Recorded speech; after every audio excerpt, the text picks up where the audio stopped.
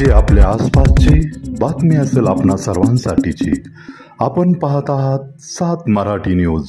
दिनांक 30 जानेवारी 2025 रोजी आयोगाकडून प्राप्त झालेल्या माहितीनुसार त्यांच्याकडे काही उमेदवारांनी तक्रार केली होती आणि त्याचबरोबर पुण्यातल्या काही वर्तमानपत्रांनी सुद्धा याच्याबाबत दखल घेऊन काही बातमी छापलेली होती आणि त्या तक्रारीवरनं एकंदरीत असं दिसून येत होतं की काही आयोगाच्या उमेदवारांना पैसे जर तुम्ही आम्हाला दिले तर आम्ही तुम्हाला प्रश्नपत्रिका पुरवू अशा प्रकारचं आमिष दाखवून त्यांच्याकडून पैशाची मागणी झाल्याबाबतची ती तक्रार प्राप्त होती। ते जे काही फोन कॉल्स होते त्या फोन कॉल्सच्या माध्यमातून त्यांच्यापर्यंत काही लोक अज्ञात लोक पोहोचून हे सगळं करत होते अशा बाबत आम्हाला माहिती प्राप्त झालेली। त्या माहितीच्या अधिक सखोल चौकशीमध्ये शोधामध्ये त्या स्रोतापर्यंत ज्यांनी कॉल केले होते त्या आरोपींपर्यंत आम्ही पोहोचू शकलो। पोहोचल्यानंतर त्याच्याबाबतची थोडीशी इत्थंभूत माहिती मिळाल्यानंतर आयोगाने आमच्याकडे काल रात्री बंडगार्डन पोलीस स्टेशन या ठिकाणी CR नंबर 39/25 भारतीय न्याय संहिता 62 318 4 353 1 ब आणि महाराष्ट्र स्पर्धा परीक्षा कायदा कलम 315/4 अनुषंगाने गुन्हा दाखल केलेला आहे आणि यामध्ये आम्ही दीपक गायधने व सुमित जाधव हे 2 आरोपी चाकण परिसरातून ते काम करत असलेल्या त्यांच्या ठिकाणावरून त्यांना चौकशीसाठी ताब्यात घेऊन पुढे त्यांना काल अरेस्ट केलेला आहे, त्यांना अटक केलेली आहे आणि माननीय न्यायालयाच्या समोर पोलीस कोठडीसाठी सादर केलेला आहे।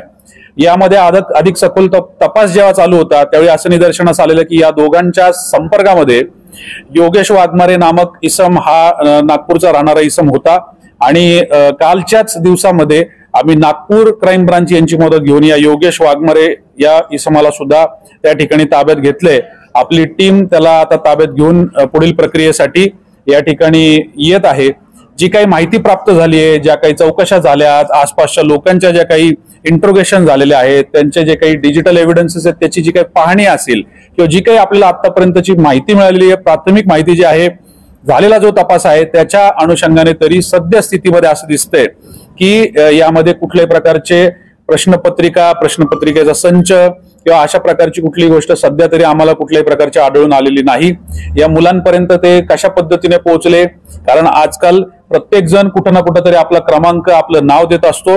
याबाबतची अधिक सखोल चौकशी तपास चालू आहे आणि तपासाअंती आपल्याला ते देखील सगळं जे आहे त्याच्याबद्दलचं एक सुस्पष्ट असं चित्र आपल्याला दिसायला मिळणार आहे। सद्यस्थितीमध्ये या 3 आरोपींव्यतिरिक्त इतरही काही लोकांचा याच्यामध्ये सहभाग असू शकतो। याच्याबाबत सुद्धा तपास चालू आहे आणि लवकरच याच्याबाबत देखील आपल्याला माहिती देण्यात येईल। परंतु महत्त्वाचा सांगायचा विषय अद्याप पावेतो झालेल्या या तपासामध्ये आम्हाला पेपर फुटल्याबाबत कुठल्याही प्रकारची गोष्ट आता तरी निदर्शनास आलेली नाही। या लोकांच्या नावांबाबत जी संभ्रमावस्था आहे की कुठून आले, कसे आले, यांच्यापर्यंत कसे पोहोचले त्याचा आम्ही सखोल तपास करत आहोत आणि त्याचबरोबर याच्या पाठीमागे अजून कोण कोण अशा प्रकारचे उपद्रवी लोक आहेत याच्याबद्दल देखील आम्ही माहिती घेत आहोत। चॅनलवर नवीन असाल तर सबस्क्राईब करा, लाईक आणि लिंक शेअर करायला विसरू नका। घटना जी आपल्या आसपासची बातमी असेल आपणा सर्वांसाठीची, आपला चॅनल आपली बातमी 7 मराठी न्यूज।